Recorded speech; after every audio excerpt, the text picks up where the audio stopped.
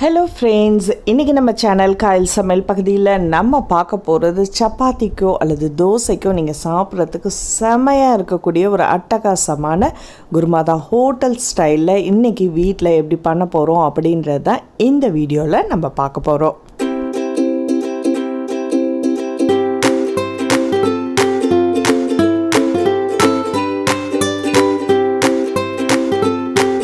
இப்போ இந்த குருமாவுக்கான பேஸ்ட் அரைக்க போகிறோம். அதுக்கு ஒரு 1/4 மூடி அளவுக்கு தேங்காய் எடுத்திருக்கேன், 1 டேபிள் ஸ்பூன் பொட்டுக்கடலை, இதோட ஒரு 4-5 முந்திரி பருப்பு, சீரகம் ஒரு 1/4 டீஸ்பூன் அளவுக்கு எடுத்துக்கங்க, கசகசா ஒரு 1/2 டீஸ்பூன் அளவுக்கு, 1/4 டீஸ்பூன் மிளகு, 1/4 டீஸ்பூன் சோம்பு, ஒரு சின்ன துண்டு பட்டை.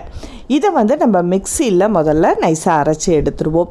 ஏன்னா அதுக்கப்புறம் நம்ம பச்சை மிளகாய் இதில் சேர்க்க போகிறோம். இப்போ கார தேவைக்கு நீங்கள் பச்சை மிளகாய் சேர்த்துக்கலாம். நான் 8லேருந்து 10 வரைக்கும் தாராளமாக சேர்க்கலாம். இதையும் சேர்த்து கொஞ்சம் நல்லா அரைச்சி எடுத்துடுங்க. இதுக்கப்புறம் கொஞ்சமாக தண்ணி ஊற்றி தேவையான அளவுக்கு நல்ல கொரகொரப்பு இருக்கக்கூடாது, நல்ல நைஸாக பேஸ்ட் ஆக்கிடுங்க. ஸோ இந்த குருமாவுக்கு நம்ம தேவையான அளவுக்கு தண்ணி சேர்த்து நல்லாவே நைஸாக அரைச்சி எடுத்துடலாம். இப்போ பாருங்கள், நான் அரைச்சி எடுத்ததை இதை தனியாக நான் எடுத்து வச்சிடறேன். தேவைக்கு எக்ஸ்ட்ராவும் தண்ணி கூட நம்ம சேர்த்துக்கலாம். இப்போது தாளிக்கக்கூடிய பொருட்கள் என்னென்ன அப்படின்றத பார்ப்போமா. இப்போ கடாயில் 1 டேபிள் ஸ்பூன் அளவுக்கு எண்ணெய் விட்டுக்குங்க. எண்ணெய் காஞ்சதுக்கப்புறம் இது கூட வாசனைக்கு பிரிஞ்சி இலை 1, ஒரு 1/2 டீஸ்பூன் அளவுக்கு சீரகம், வெங்காயம் நீட்டமாக நறுக்கின பல்லாரி வெங்காயம் 1, இதையும் கொஞ்சம் அடுப்பை ஸ்லோ ஃப்ளேம்லேயே வச்சு வதக்குங்க. ஏன்னா வெள்ளை குருமாவுக்கு ரொம்ப கருக விடக்கூடாது. இஞ்சி பூண்டு பேஸ்ட்டு ஒரு 1/2 டேபிள் ஸ்பூன் அளவுக்கும் கருவேப்பிலையும் சேர்த்து கொஞ்சம் நல்லா வதக்கிடுங்க. அடுப்பு ஸ்லோ ஃப்ளேம்லேயே இருக்கட்டும். இதோட நறுக்கி வச்ச காய்கறிகள் உங்களுக்கு விருப்பப்பட்டது எது வேணாலும் சேர்க்கலாம். ஒரே அளவாக டைமண்ட் ஷேப்பில் நான் கட் பண்ணியிருக்கேன். கேரட், உருளைக்கிழங்கு, வேக வச்ச கொண்டைக்கடலை 2 கப் அளவுக்கு. இதுக்கு பதிலாக நீங்கள் பச்சை பட்டாணி சேர்த்துக்கலாம், காலிஃப்ளவர் சேர்த்துக்கலாம், பீன்ஸ் சேர்த்துக்கலாம். ஸோ விருப்பப்பட்ட காய்கறிகளை நம்ம இதில் சேர்த்துக்கலாம்.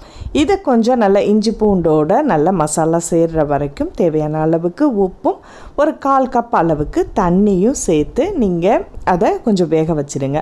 காய்கறிகள் ரொம்ப கொலைய வேக விட வேண்டாம். குக்கரில் போட்டிங்கன்னா மசிஞ்சிடும். அதனால் நம்ம சட்டிலேயே வதக்கிறது ரொம்ப நல்லது. இப்போ இதை ஒரு மூடி போட்டு 5 to 10 மினிட்ஸில் உங்களுக்கு கேரட் நல்லா வதங்கிடும். கேரட்டும் உருளைக்கிழங்கும் வதங்கிடும். ஸோ இந்த ஸ்டேஜில் நம்ம இன்னும் கொஞ்சம் எக்ஸ்ட்ராவாக தண்ணி சேர்த்துக்கலாம்.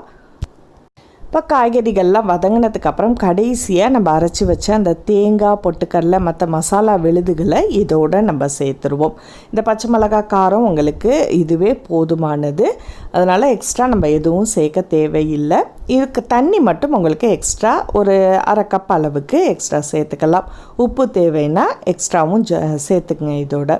இப்போ நல்லா வதக்கி விட்டுட்டு ஒரு 5 மினிட்ஸ் அந்த தேங்காவோட கசகசா அந்த பச்சை வாசனை போகிற வரைக்கும் அடுப்பை ஸ்லோ ஃப்ளேம்லேயே வச்சு நல்லா குக் பண்ணுங்கள். 5 to 7 மினிட்ஸில் அந்த தேங்காவோட வாசனை எல்லாமே அப்சர்வ் ஆகிடும், அது போயிடும். அதுக்கப்புறம் அந்த பச்சை வாசனை போனதுக்கப்புறம் பொடிசாக நறுக்கி வச்சுருக்க கொத்தமல்லி இலைகளை மேலே தூவிடுங்க. அடுப்பை ஆஃப் பண்ணிவிட்டு விருப்பப்பட்டால் நீங்கள் எலுமிச்சை பழசாறு சும்மா ஒரு 1/4 டீஸ்பூன் அளவுக்கு மட்டும், அதாவது விருப்பப்பட்டால் நீங்கள் சேர்த்துக்கலாம். இப்போ சுவையான நமக்கு குருமா ரெடி ஆகிடுச்சு.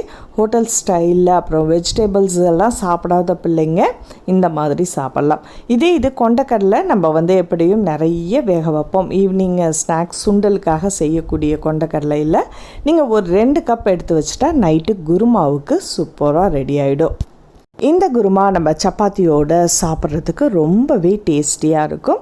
ஸோ கட்டாயமாக உங்கள் வீட்டில் ட்ரை பண்ணி பாருங்கள். இந்த வீடியோ உங்களுக்கு பிடிச்சிருந்துச்சுன்னா மறக்காமல் லைக் பண்ணிவிட்டு உங்கள் நண்பர்களுக்கும் ஷேர் பண்ணுங்கள். அடுத்த ஒரு இன்ட்ரெஸ்டிங்கான வீடியோவில் சந்திப்போம். நன்றி.